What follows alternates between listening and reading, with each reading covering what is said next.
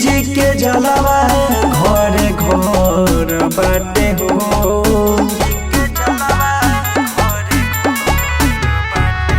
तीर छाप के सगरो लहर बाटे हो। नीतीश जी के जलवा घरे घर बाटे हो। हरदम चुने लोगवा इहे ईमानदार के। तीर के दीवाना है लोगवा भइल बा बिहार के। फिर से सरकार बनी नीतीश कुमार के।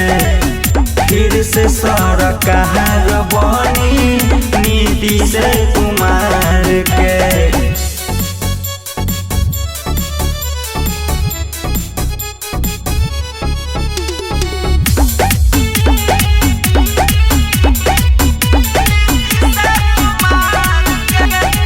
नीतीश कुमार कोइले काम बड़े हो।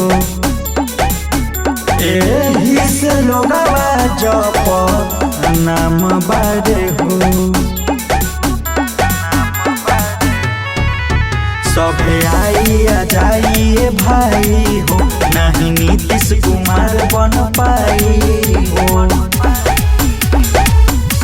देखी के रोए विरोधी कॉलेज पमुका मार के। तीर के दीवाना है लोगवा भइल बा बिहार के। फिर से सरकार बनी नीतीश कुमार के। फिर से सरकार बनी नीतीश कुमार के।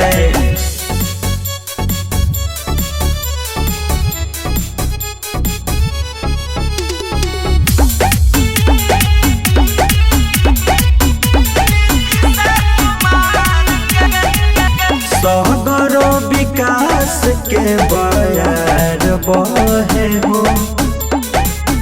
पवन पर शांत ये बात कहे हो। इनका जस के हुका नेता बनी लोगवा के न इतना चहेता बनी। सब केहू जाने छवि बाबे ईमानदार के।